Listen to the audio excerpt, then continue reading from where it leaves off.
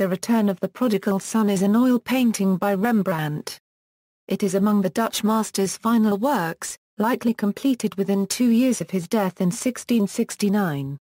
Depicting the moment of the prodigal son's return to his father in the biblical parable, it is a renowned work described by art historian Kenneth Clark as a picture which those who have seen the original in Leningrad may be forgiven for claiming as the greatest picture ever painted. In the painting, the son has returned home in a wretched state from travels in which he has wasted his inheritance and fallen into poverty and despair. He kneels before his father in repentance, wishing for forgiveness and a renewed place in the family, having realized that even his father's servants had a better station in life than he. His father receives him with a tender gesture. His hands seem to suggest mothering and furthering at once. The left appears larger and more masculine, set on the son's shoulder, while the right is softer and more receptive in gesture. Standing at the right is the prodigal son's older brother, who crosses his hands in judgment. In the parable he objects to the father's compassion for the sinful son. But he answered his father, "Behold, these many years I have served you, and I never disobeyed a commandment of yours, but you never gave me a goat, that I might celebrate with my friends. But when this, your son, came, who has devoured your living with prostitutes, you killed the fattened calf for him." Luke 15:29 €30, World English Bible. The father explains, "But it was appropriate to celebrate and be glad, for this, your brother, was dead, and is alive again. He was lost, and is found." Rembrandt was moved by the parable, and he made a variety of drawings, etchings, and paintings on the theme that spanned decades, beginning with a 1636 etching. The Return of the Prodigal Son includes figures not directly related to the parable but seen in some of these earlier works.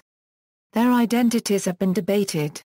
The woman at top left, barely visible, is likely the mother, while the seated man, whose dress implies wealth, may be an advisor to the estate or a tax collector. The standing man at center is likely a servant. Reception. The Return of the Prodigal Son demonstrates the mastery of the late Rembrandt. His evocation of spirituality and the parable's message of forgiveness has been considered the height of his art. Rembrandt scholar Rosenberg calls the painting monumental, writing that Rembrandt interprets the Christian idea of mercy with extraordinary solemnity, as though this were his spiritual testament to the world. The painting goes beyond the work of all other Baroque artists in the evocation of religious mood and human sympathy. The aged artist's power of realism is not diminished, but increased by psychological insight and spiritual awareness. The observer is roused to a feeling of some extraordinary event.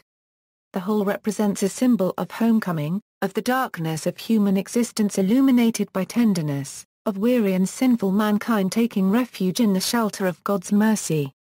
Art historian H. W. Jansen writes that Prodigal Son may be Rembrandt's most moving painting. It is also his quietest a moment stretching into eternity. So pervasive is the mood of tender silence that the viewer feels a kinship with this group. That bond is perhaps stronger and more intimate in this picture than in any earlier work of art. Dutch priest Henri Nouwen was so taken by the painting that he eventually wrote a short book, The Return of the Prodigal Son, a story of homecoming, using the parable and Rembrandt's painting as frameworks. He begins by describing his visit to the State Hermitage Museum in 1986, where he was able to contemplate the painting alone for hours. Considering the role of the father and sons in the parable in relation to Rembrandt's biography, he wrote, "Rembrandt is as much the eldest son of the parable as he is the younger. When, during the last years of his life, he painted both sons in Return of the Prodigal Son, he had lived a life in which neither the lostness of the younger son nor the lostness of the eldest son was alien to him. Both needed healing and forgiveness. Both needed to come home. Both needed the embrace of a forgiving father." But from the story itself, as well as from Rembrandt's painting, it is clear that the hardest conversion to go through is the conversion of the one who stayed home. Gallery. Notes. References: Durham, John I. The Biblical Rembrandt, Human Painter in a Landscape of Faith. Mercer University Press. ISBN 978-0-86554-886-2. Horst Waldemar Janssen. Anthony F. Janssen. History of Art, The Western Tradition. Prentice Hall Ptr. ISBN 978-0-13-182895-7. Henri J. M. Nouwen. The Return of the Prodigal Son, A Meditation on Fathers, Brothers, and Sons. Doubleday Books.